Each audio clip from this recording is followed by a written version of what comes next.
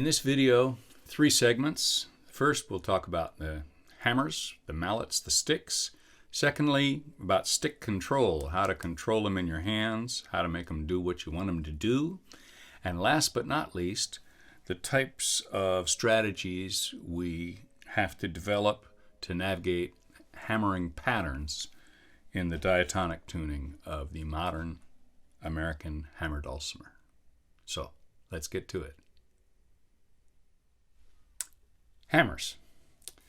My hammers are built for me by Rick Fogel up in Seattle. These are hardwood. I think it's American hickory with maybe a little exotic purple heart in the handle, just for looks. And, of course, the wider handle for something to hold on to. My hammers have a 2-sided head to the hammer. As previously mentioned, I have the leather on one side and the wood on the other. The leather's a softer sound. The wood's a little harder sound.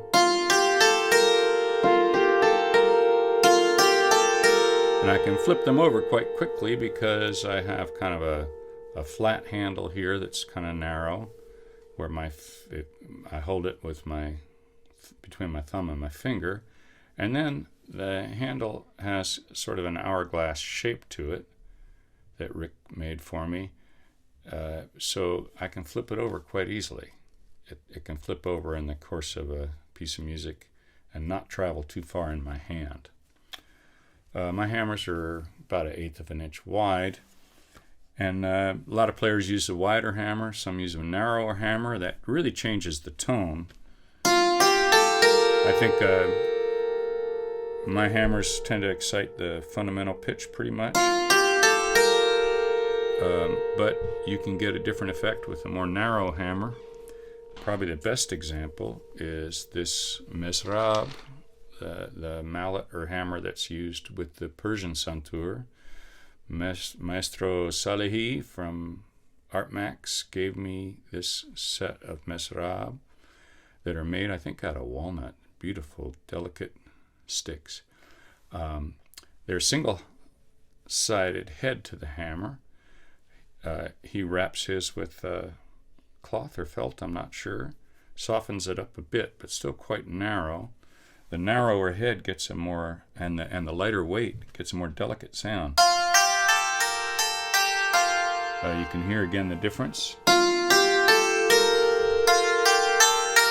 My sticks are heavier, thicker, maybe a little funkier sounding.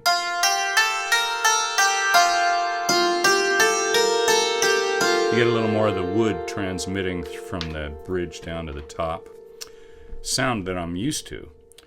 The mesrab also have a different way of holding on to them. They have this loop here that the player can put the forefinger through, and then this nice delicate curve here that's made to fit the thumb.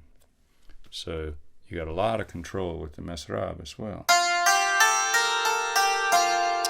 So, a couple different examples of hammers or mallets. Next, stick control. I often have my students start by just wiggling the hammers, the sticks, in the air to feel where this grip with the thumb and the forefinger begins to give you a sense of control, so the hammer head's not swimming side to side, but it kind of feels linear, sort of follows the line of your forearm. And a lot of that control comes in where the thumb is on top of the finger, at least on this kind of a grip. So you can experiment with that. If you just don't have any grip at all, the hammer kind of wobbles around and sort of bounces like a ball that's dropped on the floor and slowly speeds up. And that's when your thumb is too far back or not gripping at all. You can do the reverse and put your thumb too far forward. You can crush that to a stop. In between the no control and the too much thumb is a sweet spot. You catch the hammerhead, you throw it, let it bounce and catch it before it comes down. Likewise, by leaning in with the thumb, you can create what we call a buzz roll.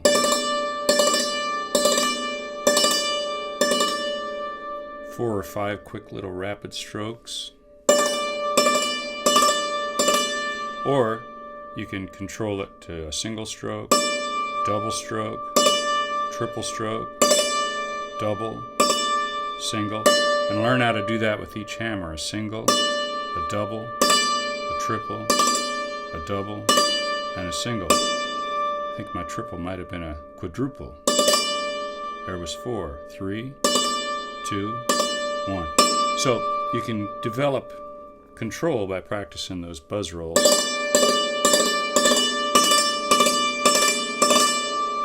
Some people don't like to use any buzz rolls at all. They prefer to do a single roll. If they're playing a tune and they're going, they might go.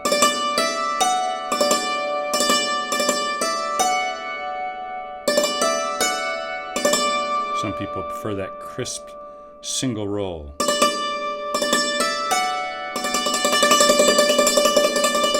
And you can practice your single roll where both hammers are moving about the same distance and the same speed.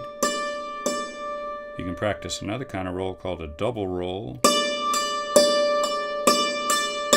where each hammerhead strikes twice, 2 big strokes, and each hand goes with a large stroke and a small stroke, like left, left, right, right.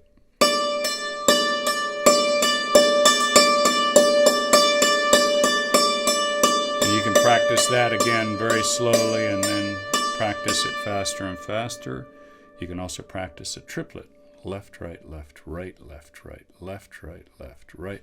So the first of each set of 3 is a bigger stroke. The further the hammerhead travels, the faster it travels. Velocity equals volume. So you get this sound.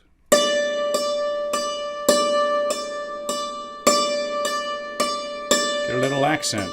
1, 2, 3, 1, 2, 3. Left, right, left, right, left, right, left, right. And the triplet is useful. You can take it and right away play a tune like the Irish Washerwoman.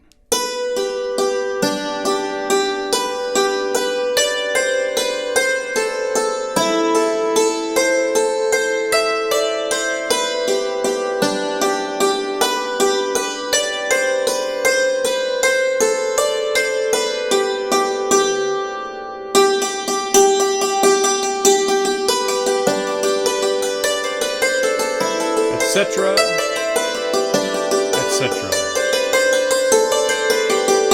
So you can apply all this immediately to music, which we'll now get to with hammering patterns. Hammering patterns are really critical to figuring out how to play smoothly on the dulcimer. Much like with the string bass or the guitar, there are certain notes on the dulcimer that can be played in different places on the instrument. So I will demonstrate briefly using a G major scale how we have to make hammering decisions based on how we want to play the instrument. Some people are naturally right-handed, want to lead with their right hand. Others are naturally left-handed, want to lead with their left hand, and each gets sometimes a different flavor and a different sound, and you can hear it with different players. Because the dulcimer doesn't have an established pedagogy, it doesn't have a traditional system of learning, people are free to go at it any way they want, and you can hear that in people's playing. So I'll just show you the sort of choices we're faced with the dulcimer in this last segment. Okay, right here we have the key of G between this white bridge cap and this one here.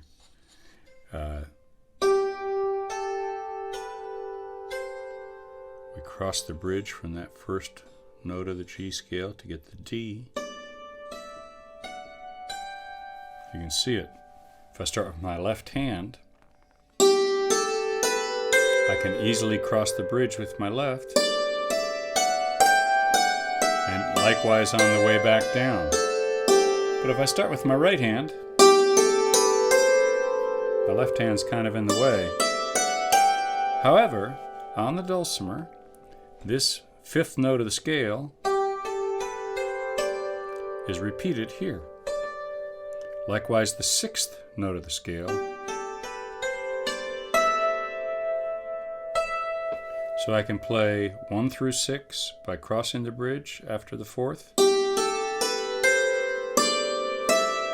Or I can play 1 through 6 by just staying on the right side of the bridge.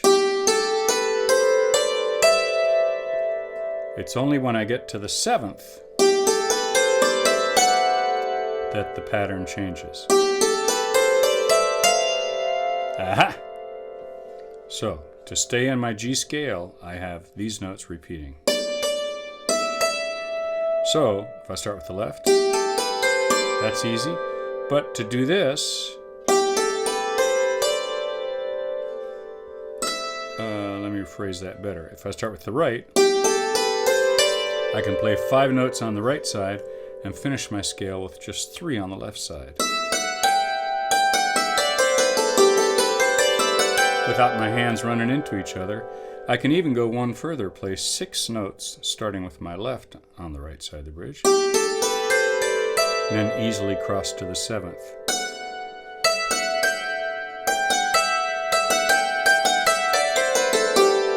Start with the right hand,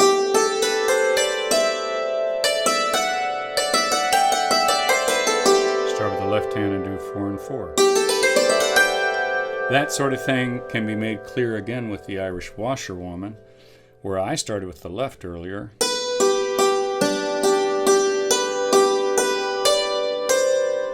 That same phrase, if I start with the right hand, I'd have to double hands. I have to double strike with my right, which can be awkward when you're playing fast. Wouldn't sound quite as fluid as doing this. I can drop down to this same pitch. Well, they're not quite in tune, but they're close. Sorry. Or choices we make with the dulcimer. And that's kind of all I've got for today. Remember that if you want to study any number of instruments, there are all kinds of teachers ready to help you at the ArtMax Academy, and the website is linked, of course, at the end of this video. So, thank you very much.